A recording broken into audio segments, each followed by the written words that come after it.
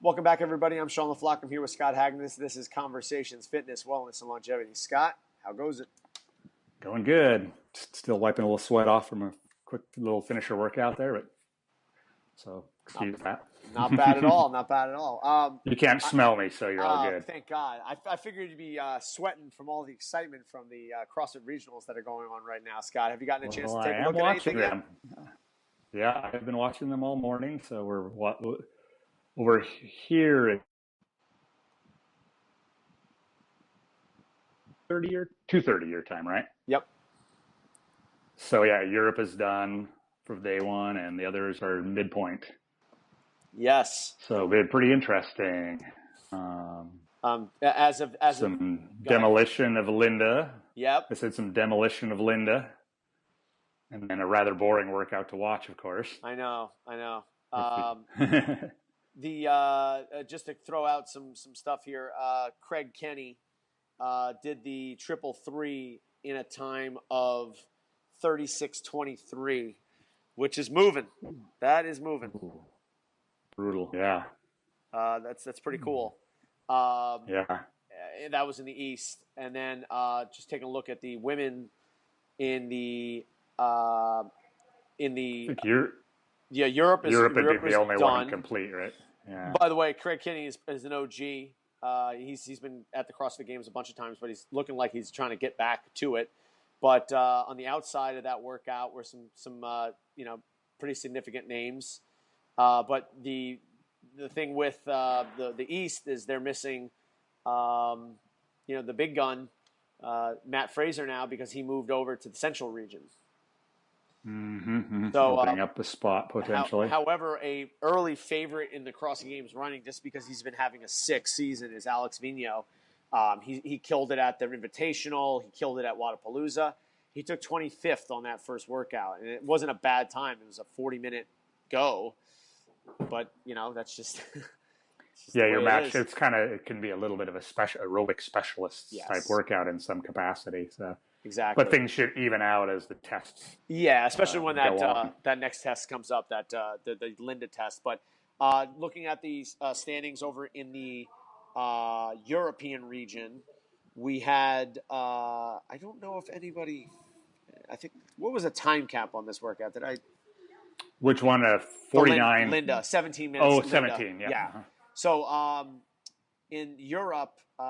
Sarah Sigmundsdottir won the Linda with a 13:03 time, and she took fourth place on the triple, not the triple, the triple three, and then we have Laura Horvath, who took second and second on the first two workouts. So the other names up there. Talk about well-rounded, huh? I know, seriously, just crushing it on the aerobic capabilities, but also being able to back it up with some serious weightlifting. Annie's there in fourth. Kristen Holta is in third. The ladies who are in the top four, none of them have finished outside the top five on a workout. So, that's pretty set there. But the gal, Gabriela Migala, who actually was she's from, I believe, Warsaw, Poland. She finished first on the 333 and took 10th. She's 19 years old, so pretty young. And some of these other girls are pretty young as well.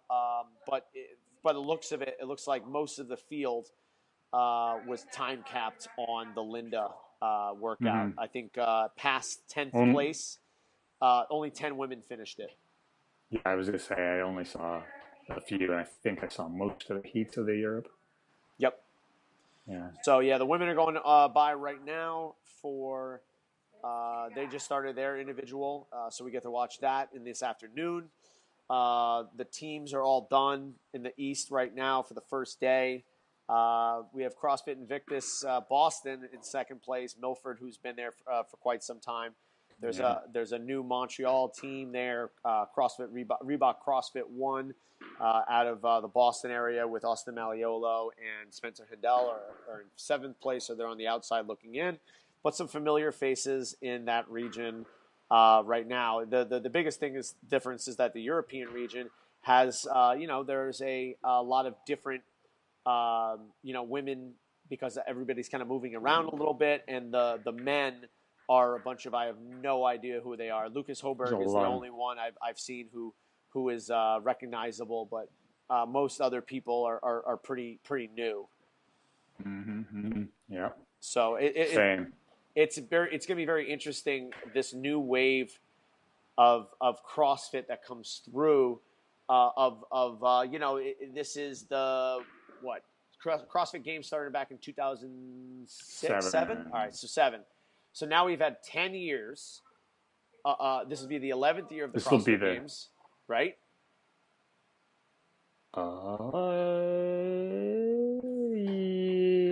So 2007 yes. was James Fitzgerald. No, I know what I was thinking of. Yeah, it's for team events. It's not the they didn't not have the 10th for that. Yeah, so they got a couple more years for that, because that was 2009. They probably first did the affiliate cup, right?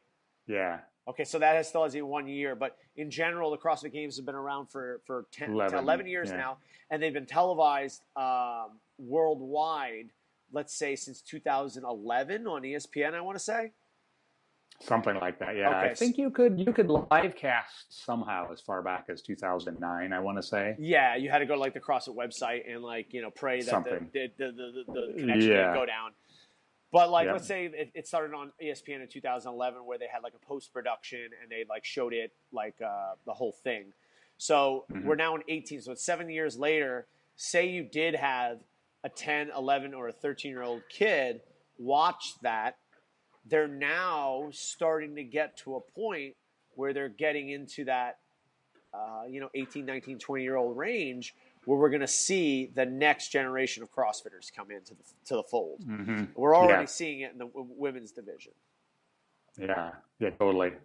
Yeah, to the point now, kids that grew up watching it can be doing it at a high level by this point for the first time.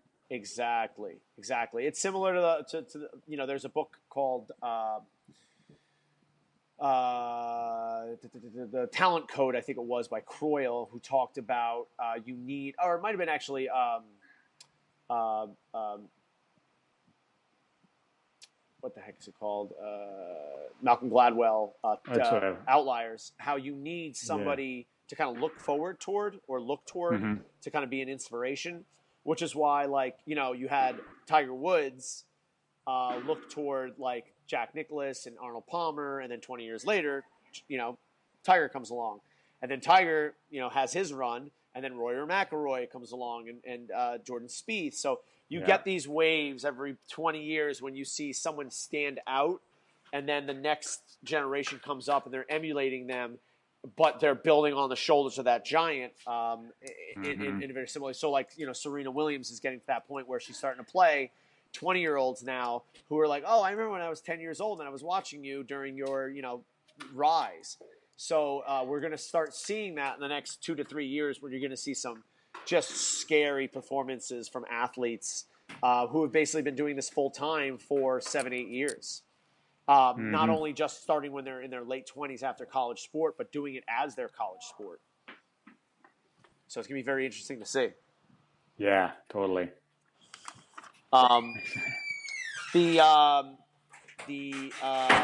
It will be interesting to see tomorrow how they lay out the format of the workouts on what they're going to be doing, because we saw today that the teams were going up the ramp and then back up another ramp. They had to go up the ramp, down the ramp, up the ramp, down the ramp to get across the floor. So I'm not sure if they're going to be keeping that for the individuals, but I think what they're going to do is they're going to do the muscle up, ramp, pistols, and then ramp to get back up, I want to say. It sounded like that according to the description, but I guess we'll see. We shall see. So there's a little bit of uncertainty, but again, this is why being in the second or third week of the regional is somewhat advantageous. You kind of see what's going on there. Yeah, totally. So yeah, we definitely have the regionals going on, and the regionals are not in Portland this year for you guys, right? Nope. However, in Del Mar, I believe. Yes, California. Del Mar. Yeah. However, you did have some CrossFit royalty in your area this week there. Scott, you want to share a little bit with us? Yeah, of who you bumped elbows with this week? I was just mentioning, I had a drink with Greg Glassman last night, sat down and had a good conversation for at least a half hour. So first time I had actually seen him face to face since briefly encountering him at the '09 games. But we go way back to the early years, and so yeah, just a good time. Talked about some of the old times, like when he took a caravan of, the original fire breathers from the original CrossFit up for a grand opening, gave a talk at a grand opening, and he still remembered certain conversations from the dinner we had afterwards, which is crazy because that was 2005. Wow. So he's like, whatever happened to this person? Or, and I remember this was, Oh, that's crazy. Yeah. That's and pretty now cool. And the other thing I found out is he actually has a home here in Portland, lives here part-time. So I did not know this last night, but yeah, it was pretty cool. I reminded of, I've always had, nothing but good experiences with him personally. Yeah. And what a genuine nice guy he can certainly be. Absolutely. I mean, my experience with Greg Glassman, in the beginning, you have admiration because you're kind of a Kool-Aid drinker. And then you have like the rejection of your parents kind of thing. Like, oh, you don't know anything. You're just doing it for these reasons. And then it becomes like, wow, like, this person, I don't necessarily agree with everything they say, but I respect them as a person. And that's definitely one of those people because there was a story, I think 2 or 3 years ago that was on 60 Minutes when they were interviewing him about CrossFit, the big CrossFit craze. And I'll tell you right now, he is such an eloquent speaker and a great ambassador for a brand. Now, does he have the physical attributes that would say, oh, this guy should be like a Jack LaLanne? No. But you also understand that I believe he had polio as a kid. Is that right? Yeah, some things, and then also some injuries from his gymnastics career. Yep. So yeah, you're like, okay, he's not going to be able to take his shirt off and flex in front of everybody, but I'll tell you right now, he's able to eloquently and descriptively and concisely deliver the message of what CrossFit is about that makes you want to believe him. He's a very, very good persuader. Absolutely, yeah. Yes, very sharp. Yeah, one of the last people I would want to argue over a topic with, and he knows there's a lot of information up here in that noggin. Yeah, man. Including apparently details of a dinner 13 plus years ago. That's pretty crazy, right? And it's pretty cool to have that kind of person on your side sticking up for you because I guarantee there would have been a lot of people who would have folded or who wouldn't have gone after the people that were kind of tarnishing the CrossFit name because like in the beginning we're all like yeah there's some stupid stuff that CrossFit does this and that, but I think he really refused to allow that to happen. He's like, no, not on my watch. Like we're gonna go after everybody who tries to shit on what we're doing because they're not substantiating it. And in a lot of ways, yeah, like so it starts to make you question some of the things that you've heard before and actually look at the real information that's out there because that's the only way we're going to be able to push this thing forward on a grand scheme is kind of questioning things and saying, okay, let's retest some things. Let's see what is legit. Like, what are we actually doing here? Yep. Yeah. And at the end of the day, it's the movement, part of it, I think, was just the timing and the internet, but a lot of us, certainly you and me both, obviously have our whole current lifestyle and careers to thank him for, I mean, absolutely. 100%. It's a pretty cool thing that he's looking around at what's this become. But I mean, Scott, you were around in the beginning. What the hell was going on in the beginning there? Like, how did you become an affiliate in the beginning? Yeah. Well, how that actually happened was I had been going down on vacations to train with a buddy of mine from up here that was kind of crashing down in Santa Cruz and training there and kind of just soaking it up back before there really were affiliates or maybe CrossFit North had just gotten going. Yeah. And I would stay with him and, end up training down there and we'd do our own thing sometimes, take some classes sometimes, just basically work out a ton. Yep. And so I got to know them, sat in the front room, watched them make the WOD and post it, and then, as time went by, I got, I'd been to a number of the very early seminars and I got a call one day from Lauren Glassman, his then wife, who was, running things. And she says that there's this guy over in Portland who's been doing CrossFit for a while and he's a martial arts instructor and he wants to possibly think about opening a CrossFit in his studio, but he doesn't really understand anything about how to teach it. Would you be interested in meeting with him and maybe working with him? And I was like, okay, sure. Wow. So I went over, met this guy. It was a brand new building. It was an old martial arts studio that was very storied and been around many locations, old school thing, but he was putting in a brand new building. He got some financing, I guess. And Uh-huh. the weight room was small, but I mean, CrossFit was very small at that time. And so we decided to do it. And he asked me if I wanted it as kind of my own business. I wanted to partner, and I was kind of, yeah, I took it as my own business, and he was fine with that. And so I basically sublet from him. That was where we were for our first 3 and some odd years Wow. until we were busting at the seams, practically pushing, the original use out of its own gym. But it was literally like they put us basically handed me the situation. I considered doing it, but I didn't really necessarily know where to start. So that was actually how it all came to be. Yep. We would have been affiliated probably at least a half a year earlier. So it would have been fall of 2004 if it wouldn't have been for waiting on the building, brand construction Yep. delays and stuff, because we were ready to go that far back. But Yep. Wow. So that is So like, how did it work? Like with them making you an affiliate? Like you were one of the first 5 affiliates, right? No, not quite that early. No one knows exactly. He even asked Okay. me. He knew I was early.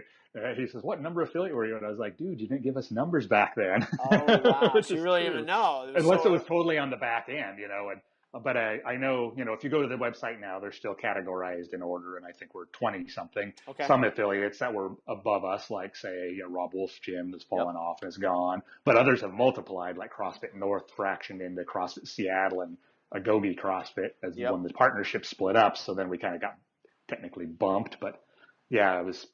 If I had to put my money on a number, I would say 28 or 29th in the world. Yep.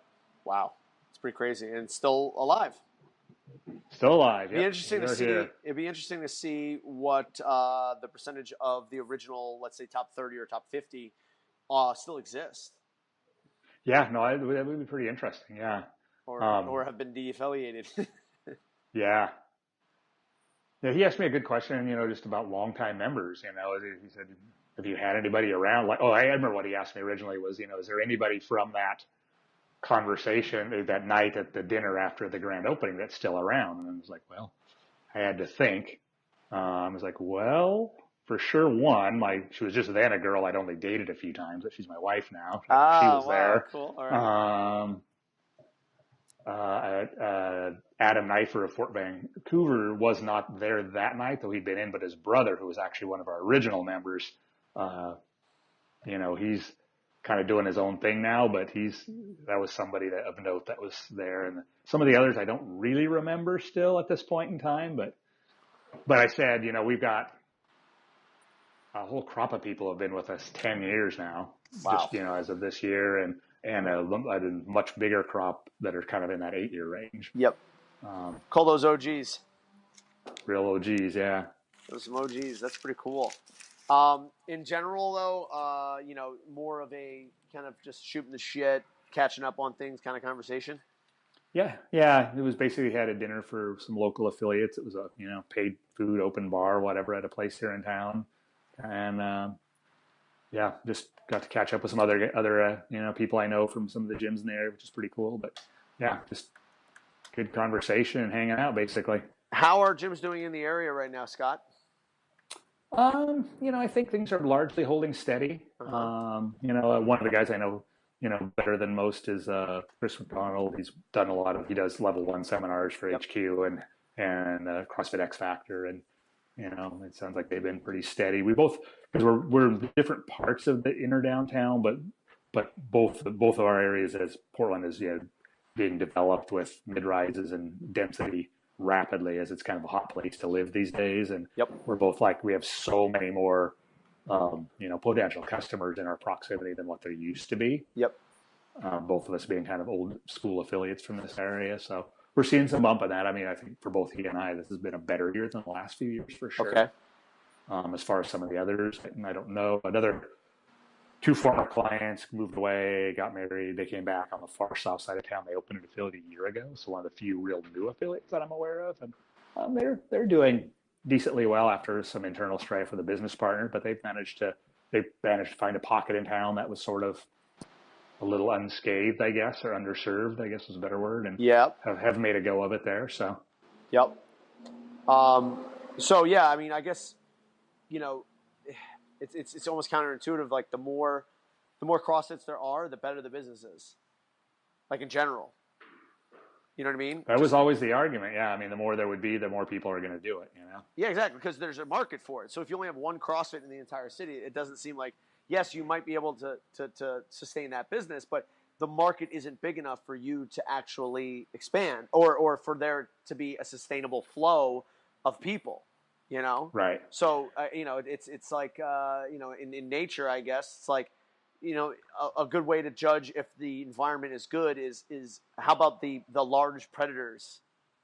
Like you have to measure like how many of the larger predators there are. If there are a lot of wolves, that means that there's plentiful deer population. If there's plentiful deer population, that means the shrubbery and the vegetation is high. Like it's like if there are lots of affiliates, it means the market is probably good. Would you agree with that? Mm-hmm.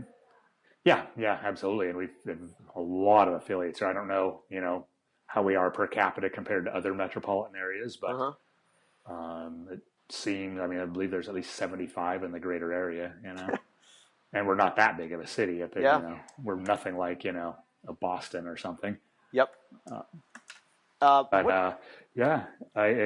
for the most part, I think that's been the case, right? Absolutely. What's the accessibility of Portland? Is it very, obviously it's a hipster city. I'm just going to say that right out there, Scott. But this is true. Yeah. How is the accessibility of Portland in terms of being able to get around and, that kind of stuff, bike paths, all that kind of stuff? Well, it's, one of the most bike-friendly cities. A lot of bike commuters here, a lot of bike paths and bike-friendly streets and roads and unusual things. Like if you drive around here and you're from a number of other cities that don't have, they're like, what are these green blocks? And what do I do at this stoplight with this green block? There's like a cyclist stopping area, intersections. There's light rail all over the area. Okay. And also streetcars in the inner part of town. However, with that said, there are parts of town that those don't get into that, it's not as good. And then the freeway system hasn't been expanded since maybe the mid 70s, I want to say. Okay. And I guess there was the East Side Freeway got finished in the mid 80s, but definitely not since then. Yep. And so the freeways can get a little bit jammed up for sure. Yep. Do you feel that there's a big influx of population there in Portland? Is that like a hot spot of people wanting to move there? People are finally figuring it out? I believe it's one of the ranks near the top in the country. Yeah, it's definitely people found it. It's been found. Yeah, and that was again talking with a couple different affiliate owners last night. It's like we constantly have people that have CrossFitted somewhere else moving to town, and that's a big stream of folks we have coming in. Yes, that's us. Actually, that's kind of what's going on right now. Is it's very interesting because in 2008, after the housing crisis, this place was crushed because I think everybody wants to buy real estate in Florida and then just either make it a condo or just wait on it, and then the housing market dropped out. But there seems to be a resurgence of younger populations that are finding work here. It seems like there's a lot of jobs in our area alone. We have, I think, 3 apartment complexes being put up within a mile radius. So there's tons of new buildings being built. The spot that we're in right now is potentially being converted into high-end office space kind of stuff, trendy kind of deals, which would lend to being like a nice, nice something to offer within that complex. You have a CrossFit here. We have a coffee place. We have you can get lunch there, and then they have offices. So it's interesting to see what is going to happen over the next 2 or 3 years, but also what's going to happen in terms of the price of real estate and what the tolerance of people to pay a membership is, and like what memberships might look like in 2 or 3 years. Right. Yeah. Kind of going through a little bit of that same thing with the change in real estate and, commercial leases that we've dealt with here with changes, Yeah. It's kind of double-edged sword, right? You're still in the same location, right? We are. Yeah, that's we right. are. What do you guys own your building? No, it's two buildings own 2 blocks, are all the complex owned by this one. Do you guys have an annual increase of like 3% or something like that on your rent? Yeah. That's fun. Yeah. You're gonna see your bottom line getting eaten every year a little bit more, a little bit Yeah. more. Yeah, well, that's hence our sublease last year. So Yep. Yeah, you gotta figure it out. But yeah, I think if you roll with the punches and you have your mind open, you can get these things taken care of. Right now, we're subleasing to a massage therapist that helps out. So again, without having to increase the the membership rates, like you try to do that. I think almost like the last thing you want to do, just because you want to be as attractive as possible to a new person coming in here. We understand that spending $150 a month is a pretty big luxury. Aside from their car and their mortgage or rent, like this is going to be the biggest expense that they do. In one lump sum. Like you go grocery bills and stuff like that, you're paying $400, $500, $600 a month. But in terms of just a thing that you do, this is huge, especially when you look at an LA Fitness or a Planet Fitness where you're spending $20, $30 a month. You've got to be able to justify what the product is. Yeah, absolutely. So again, I think it's just one of those things where you got to be continuing to grow intellectually, continue to grow, in terms of the tools in the tool belt, but also be receptive to what I think the population is looking for. You don't want to be that, we're still doing the 3, 2, 1 go that we were back in, 2005. You know what I mean? It just doesn't work like that anymore. Yeah, have to evolve for sure. Yeah, no doubt. So we will have more information, going back to what we were talking about earlier. We'll have more information in terms of the CrossFit regionals and more performances and that kind of stuff, as we do have a lot of former games competitors going this weekend. And then I believe next weekend is the Australia regional. So you'll see the women go at it. The top women, Webb. I believe our West regional will go next week. Exactly. There'll only be a little, I guess teams will be, into it pretty good by the time we talk next week. Yep. So see how that rolls. So, man. So we'll have a lot more information, a lot more to talk about next week. But Scott, got anything else for this week? I don't know. I think that's it. I'm ready to get some post-workout food now after that.